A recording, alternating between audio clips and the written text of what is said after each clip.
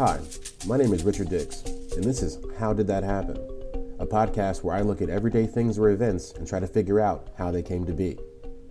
Every week I will research one topic, and by the end of the episode, I hope to truly have the answer to the question, how did that happen? Hello, and welcome to another episode of How Did That Happen? This week we are discussing X-rays. Come along for the ride this week as I ask, X-rays, how did that happen? All right. Back for another episode 34, doing X-rays this time. Just gotta do a little intro housekeeping before we go ahead to the topic.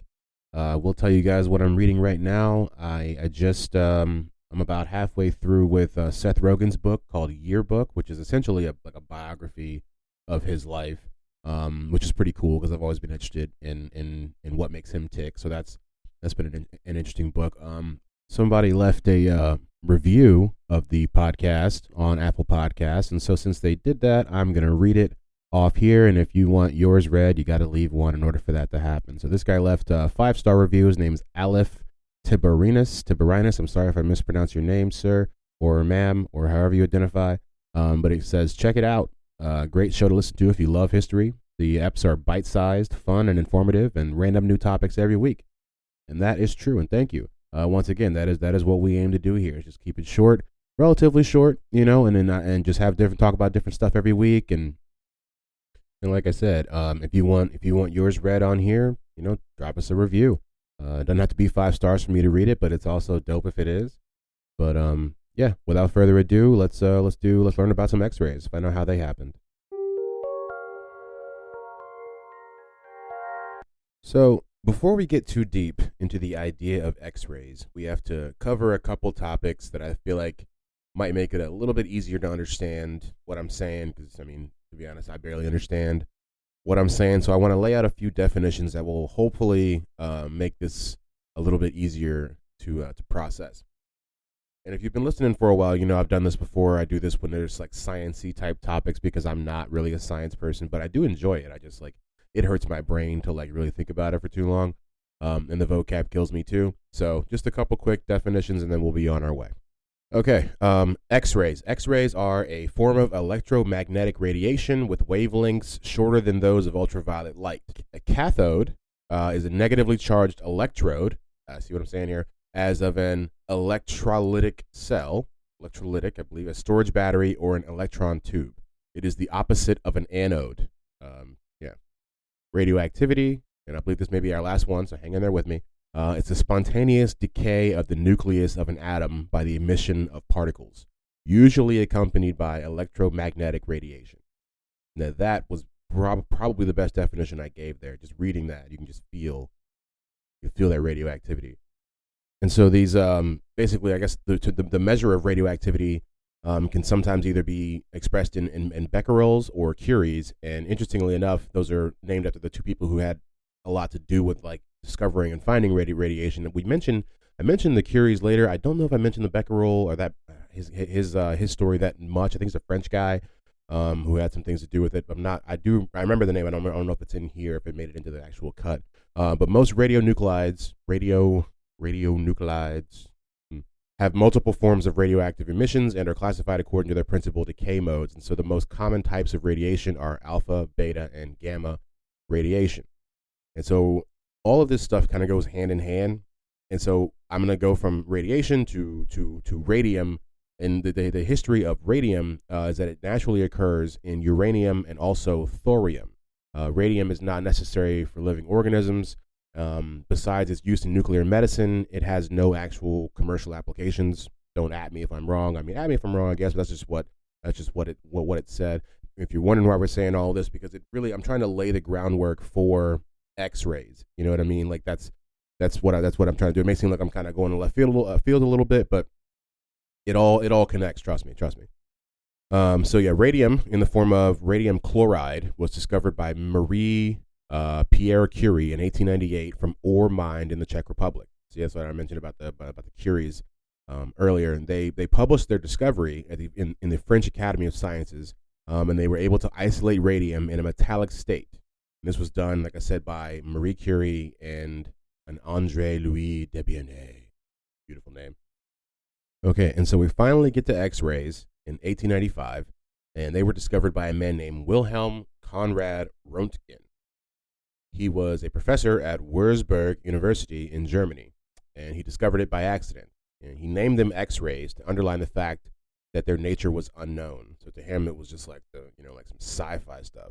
X-rays. We don't know. It's X. Wilhelm observed a fluorescent glow of crystals on a table near his cathode ray tube. The cathode ray tube was a glass bulb with positive and negative electrodes in it, and when the air in the tube left and a high voltage was applied to it, a fluorescent glow appeared. It's like some real highbrow sciencey stuff here happening. And when he saw this, he put black paper around the bulb and noticed that the light still passed through. This led him to believe that a new type of undiscovered ray was emitting from this bulb. See, that's why all these definitions were good. Because when I read this the first time, I had no idea what a cathode ray tube is. And if you don't know what it is, what are you picturing right now? I mean, tell me. If you don't know what a cathode is, what do you see? But yeah, after this, he found that the ray could pass through a lot of things and then cast a shadow of them. And human tissue was one of those objects. And one of the first humans to ever be X-rayed was his wife, Bertha. Good old Bertha. And there's a picture, I believe it's of her hand. He did her hand. It's like one of the first X-rays ever. It's pretty interesting. I may post a picture if I can go back and find it. So we do mention Becquerel. I believe that's how you pronounce it. I'm sure that's not how you pronounce it. But in 1896, a French scientist by the name of Henri Becquerel discovered natural radioactivity. And so that's why the two different ways you describe radioactivity or measure them is in becquerels or curies. It's like it's actually kind of cool. There's not that much stuff that's like that literal when you think about it, or there probably is, but so that's how we got X-rays, or that's how X-rays were discovered. And so there's a lot more about, because like X-rays to me are just like I know nothing about it. You know what I mean? That's why I did this episode, because I was like, I'll find out some information, and it's interesting. So the next thing we're going to cover is the safety of X-rays, and that's just like, because I've always wondered, there's always that joke about the people you go in and get the X-ray, and the person who's X-raying you either leaves the room or like hides behind some like big machine or something like that. And you're like, is this that safe? And like it is and it isn't. And when I found out from doing like actual research. So around 14 days after the announcement of the discovery of X-rays, Friedrich Otto Walkhoff, these names, he took the first dental radiograph, right? So 2 weeks after they discovered what X-rays were, this guy was like, put that in my mouth. I mean, you can't make this up. He took an ordinary photographic glass plate, wrapped it in a rubber dam, held it in his mouth, between his teeth and tongue, and then laid on the floor for 25 minutes. That's almost a half an hour. Walkhoff said that those 25 minutes of exposure were torture to him. That's why I say it's not like 5 seconds or 2 minutes or 5 minutes. But the exact nature of this torture was not described. But as we'll read on, you can almost imagine what this guy was going through, laying on the floor with that thing in his mouth. Later in 1896, Walkhoff succeeded in making extraoral pictures with an exposure time of 30 minutes, so he bumped it up a little bit, and he noticed a loss of hair on the side of the head of some of the patients that he used this on. And like I said, that will be a pattern, and we will see continue to develop. Okay, and so yeah, I found some other instances of people just like early on, before anybody knew, and it's like they didn't know. So, or I don't know, it's to hear all the different ways people tried these X-rays and some of the bad things that happened. I'll read a couple different instances to you. That the first instance has to do still with our good old friend Mr. Walkhoff, Otto Walkhoff. So him and a guy named Fritz Giesel, they established the first dental rotin genealogical laboratory in the world. And for many years, they provided practitioners with images of the jaw and the head. And old Fritz died of metastatic carcinoma, which was caused by heavy radiation exposure to his hands. And so it's just, these guys started off with doing something they had no idea the danger and the gravity of it, and it really kind of sucks to hear how they kind of died at the hands of what gave them their career and what they spent so much time working on. Okay, and then the second one that we'll mention here is there was a distressing case reported in September of 1896 where William Levy had been shot in the head by an escaping bank robber 10 years before that. And so the bullet entered his skull just above the left ear and presumably proceeded towards the back of the head. Having heard about X-rays, he decided he had to know where that bullet was at in his head and have it taken out. So Levi, I'm not sure which one it is, he approached Professor Jones of the Physical Laboratory, University of Minnesota.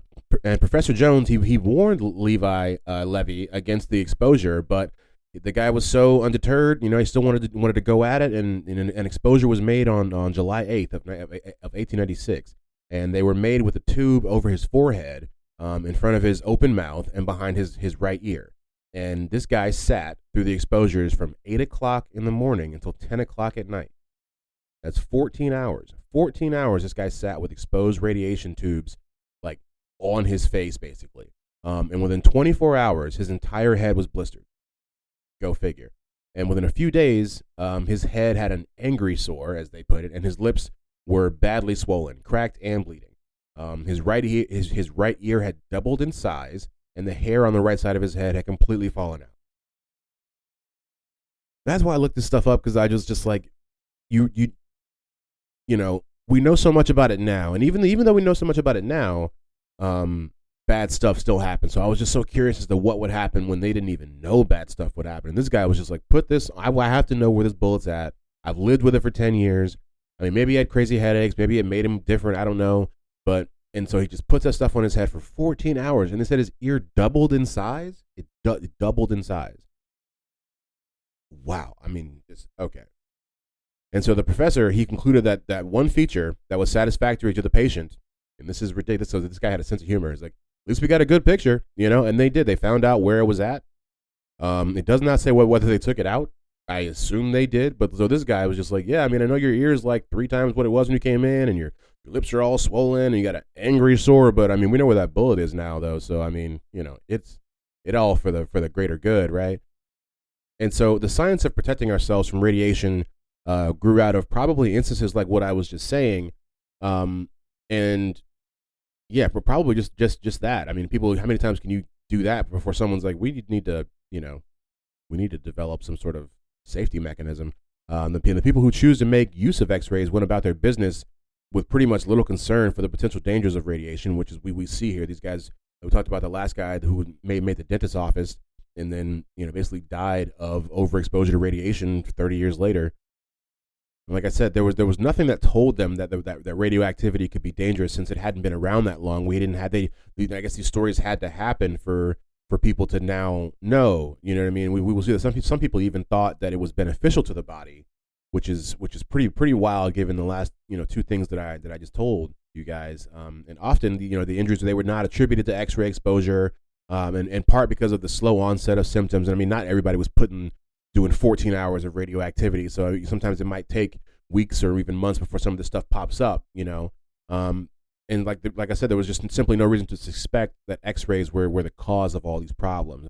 The first people to warn of the adverse effects of X-rays actually were Thomas Edison, William Morton, and Nikola Tesla, who were some of the more enlightened individuals of that time. And they had each reported eye irritations from experimenting with X-rays and fluorescent substances. And so like the smart guys of the time were like, hey, we did this once or twice and it kind of messed us up. Maybe don't, wrap it around your face for half a day.